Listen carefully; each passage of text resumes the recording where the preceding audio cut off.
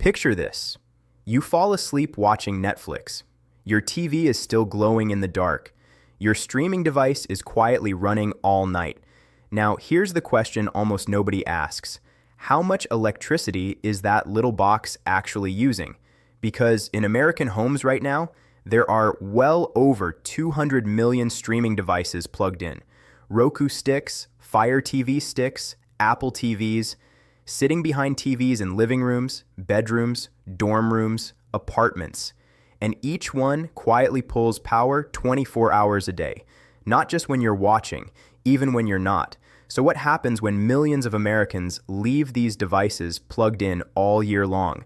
Which streaming device is actually the most energy efficient? And more importantly, could your choice between Roku, Fire TV, and Apple TV actually affect your electric bill over time? Today, we're going to break this down in a way almost nobody does. We're diving into real-world electricity usage, standby power draw, hidden energy costs, and why some streaming devices quietly consume 3 to 5 times more electricity than others. And by the end of this video, you'll know exactly which one uses the least power, and which one might be wasting energy in your home. Welcome to Tech Vibes. Streaming devices have become one of the most common pieces of technology in American households. A decade ago, watching TV meant cable boxes, DVRs, and satellite receivers. Now, a tiny device the size of a candy bar can stream 4K movies from anywhere in the world. In the United States alone, millions of households have fully switched to streaming. Many homes even have multiple devices. One in the living room, one in the bedroom, maybe one in the kids' room. Roku, Amazon Fire TV Stick, and Apple TV dominate this space. But something interesting has started happening over the past few years. Electricity costs in the US have been climbing. Across many states, residential electricity rates have increased significantly. And while people focus on big appliances like air conditioners and refrigerators, a lot of the new energy usage actually comes from small, always-on electronics. Streaming devices, game consoles, smart speakers, smart TVs, and these devices rarely turn fully off. They stay in standby mode, constantly connected to Wi-Fi, waiting for the next command, which means even when you're not watching anything, they're still consuming power. Now, to be clear, we're not talking about massive energy consumption like a space heater or an air conditioner. But when millions of devices run continuously across the country, the total electricity use becomes surprisingly significant. And that's where things get interesting, because not all streaming devices are built the same. Some are designed for extreme efficiency.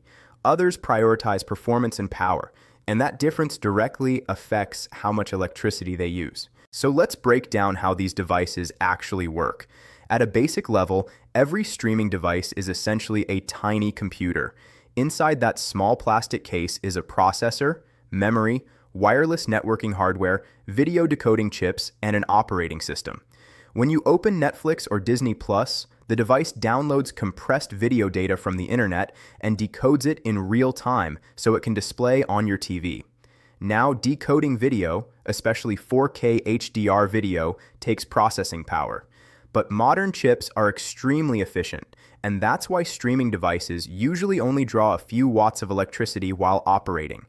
To give you some perspective, a typical LED light bulb might use 9 watts. A laptop charger might use 60 watts. A microwave uses over 1,000 watts. Streaming devices usually operate somewhere between 2 watts and 6 watts while streaming. So on the surface, the energy usage looks tiny. But here's the part most people overlook. These devices almost never fully shut down. When you turn off your TV, the streaming device often enters standby mode instead of powering off completely.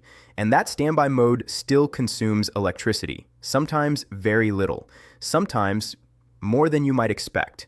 Which brings us to the 3 biggest players in the US streaming device market: Roku, Amazon Fire TV Stick, and Apple TV. Each one takes a very different approach to hardware and power consumption, and this is where the comparison starts to get interesting. Let's start with Roku. Roku devices are widely known for one thing above all else: simplicity. Most Roku sticks are built with extremely lightweight operating systems and low-power processors. They don't try to run dozens of background services. They don't attempt to function like mini computers. They focus almost entirely on streaming video.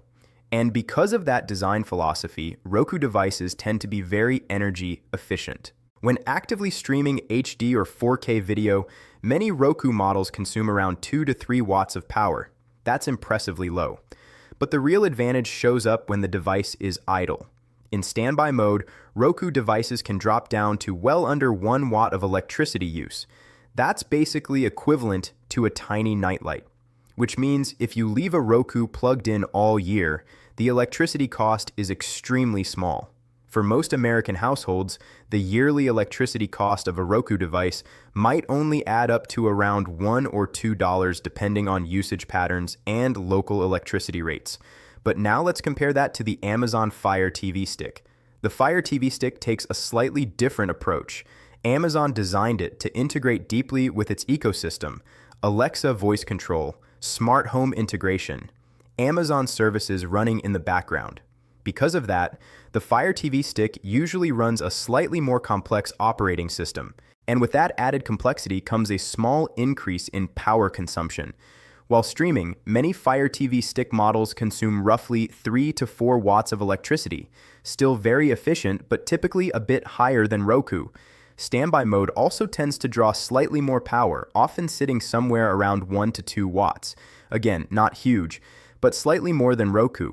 Over the course of a year, the difference might only translate to a couple extra dollars on your electric bill. So far, the differences between these devices are pretty minor. But this is where things change dramatically, because then we get to Apple TV. And this is where the energy conversation becomes much more interesting. Apple TV is a very different kind of streaming device. While Roku and Fire TV sticks are designed to be lightweight streaming tools, Apple TV is essentially a full mini computer designed for the living room. It uses much more powerful processors, the same types of chips used in iPhones and iPads. It can run games, it supports high-performance apps, it handles advanced 4K HDR video processing, and it offers much deeper integration with Apple's ecosystem. All of that power comes at a cost: electricity. While streaming content, Apple TV devices can consume between 5 and 6 watts of power. That's roughly double what many Roku devices use. And standby mode, even when idle, Apple TV often consumes around 2 to 3 watts continuously. That means if the device stays plugged in 24/7, it continues drawing power year-round. Now, to be fair, even that level of electricity use isn't massive. But compared to Roku and Fire TV Stick, Apple TV can easily use 2 to 3 times more electricity over the course of a year. And this changes the conversation, because once we scale this across millions of households, the energy impact becomes much more noticeable. But here's the part almost nobody talks about. The real electricity difference doesn't come from watching TV. It comes from everything that happens when you're not watching TV. Most people assume streaming devices only consume power while they're actively being used, but in reality, standby mode can represent most of the device's yearly electricity consumption. Think about the average American household. Maybe you watch TV for 3 or 4 hours in the evening, but the streaming device stays plugged in 24 hours a day. That means it spends far more time idle than active. And if a device draws just a few watts constantly, that energy adds up over time. For example, a device using 1 watt continuously for an entire year consumes about 8.7 kilowatt hours of electricity. A device using 3 watts continuously would use about 26 kilowatt hours per year. Multiply that across multiple TVs in a house, and suddenly these small numbers start to matter. And when energy researchers look at national trends, they've noticed something surprising. Small electronics collectively account for a growing share of residential electricity consumption in the United States. Streaming devices are part of that shift. But now let's talk about the advantages and drawbacks of each platform, because electricity usage is only one part of the equation. Roku's biggest advantage is efficiency. It's lightweight, it's simple, and it focuses almost entirely on streaming. That's why it often wins when it comes to low electricity usage. But the trade-off is power. Roku devices aren't as strong when it comes to gaming, advanced smart home integration, or running complex apps. For most people, that's completely fine. But if you want a more powerful living room hub, Roku might feel limited. Fire TV Stick sits somewhere in the middle. It's still efficient, but it offers deeper integration with Amazon services, Alexa controls, and smart home features. The downside? Some users complain about the interface being heavily focused on Amazon content and advertisements, but in terms of energy efficiency, it's still pretty solid. Then we have Apple TV. This is the most powerful device in the group. It runs incredibly smooth. It supports advanced features, and its ecosystem integration is excellent. But that extra performance also means higher electricity usage. Now, the difference on your electric bill probably won't be dramatic, but if energy efficiency is your priority, it's something to consider. And this leads to a bigger conversation, because what we're really seeing here is a trade-off between efficiency and performance. Looking ahead to the future, streaming devices are only going to become more powerful. 4K video is already common. 8K streaming may eventually arrive. Gaming and cloud gaming are moving on to streaming platforms, and smart home integration is expanding rapidly. All of these features require more computing power, which means future streaming devices may slowly start using more electricity instead of less. However, chip manufacturers are also improving efficiency every year. New processors are designed to deliver higher performance while using less energy. So by 2030, we may see streaming devices that are both more powerful and more efficient at the same time. We might also see smarter power management, devices that automatically shut down deeper systems when not in use, or TVs that can completely power off connected streaming devices when the screen turns off.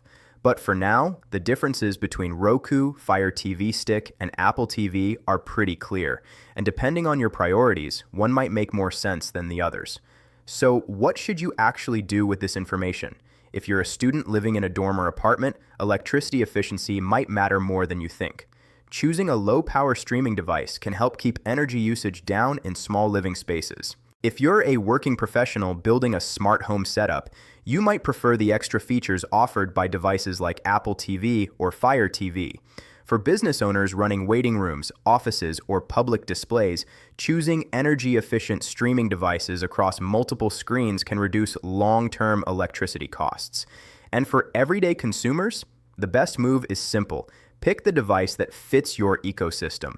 But remember that Roku is usually the most energy efficient, Fire TV sits in the middle, and Apple TV tends to use the most power due to its stronger hardware.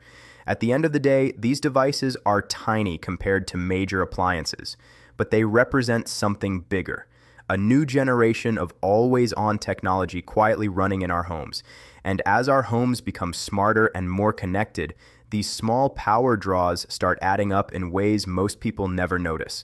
So the next time you're streaming your favorite show, ask yourself a simple question. Is your streaming device just playing a movie, or is it quietly using electricity all day long?